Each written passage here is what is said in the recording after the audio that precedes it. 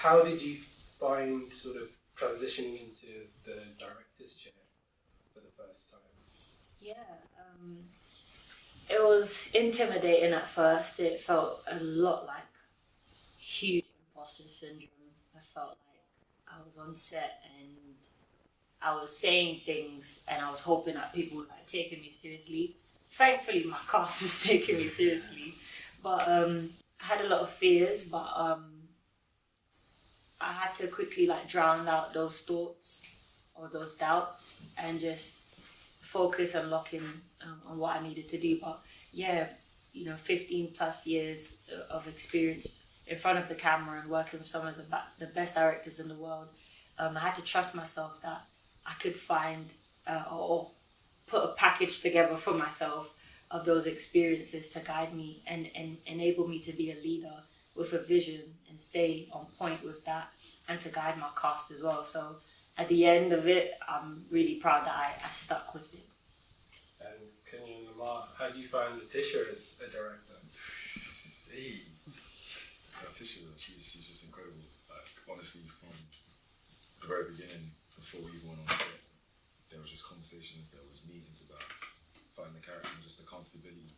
And I feel like each day, like, as a director, there's a lot of weight on your shoulders, but you just continue to inspire us.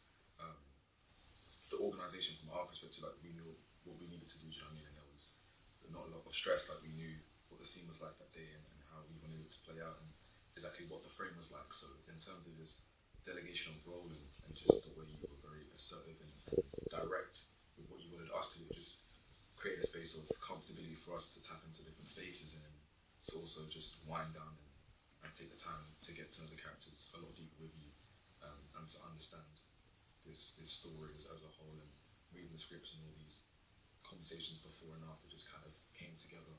So I do appreciate your time and all the preparation that you did beforehand to really bring your toolkit onto us, if that makes sense. So, Yeah, I would also just add to that as well. I think Letitia, she was a great director. It's not all the time that you have someone in that position that has like a large duty of care, because they're usually their headset or headspace is in a lot of different places, understandably. But yeah, like Kenyah was saying, even before touching set, there was so many times where we would touch base or touch in, and she makes it a real big point to touch in and make sure emotionally whether you're okay and understanding the scenes, because these are quite emotionally heavy scenes. So to be able to step into that as a director, I feel like it's a testament to her, and yeah, definitely very appreciative of that. And Letitia, how did you think about sort of developing this transitional world in terms both visually but also from Micah's perspective, who he observes in this transitional world? Yeah, it all started from just the inspiration of why I wanted to make the film. And my friend lost her brother. He was stabbed in a party in Finsbury Park. And I immediately thought about him in a spiritual sense. Like, where is he, And I never tapped into, like, what it means to be in a purgatory experience before. But this film and the topics that it's looking at, pulled me into that direction.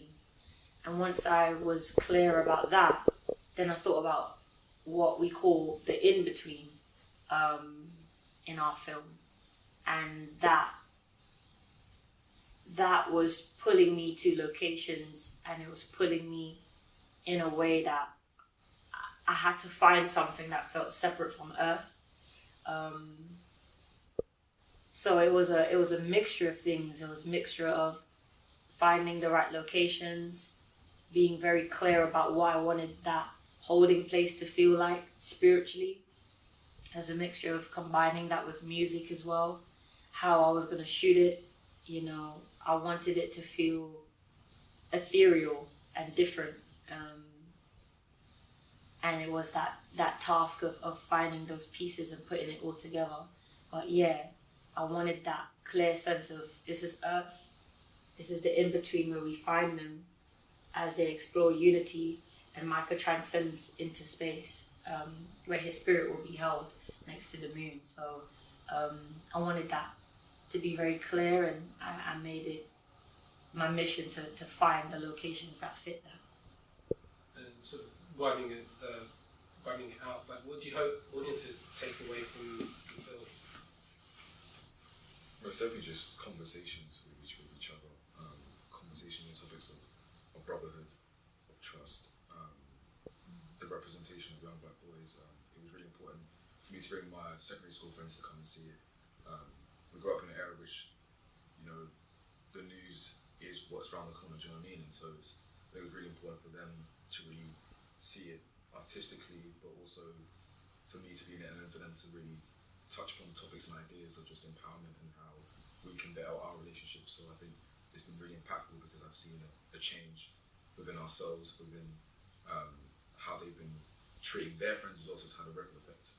Do you know what I mean? And their friends haven't seen the film, but the film has reached to their friends, if that makes sense. So on that basis, yeah. I think a lot of people will take different things from it, but I think something that was prevalent to me is being your brother's keeper, and just the responsibility for your loved ones or your brothers around you.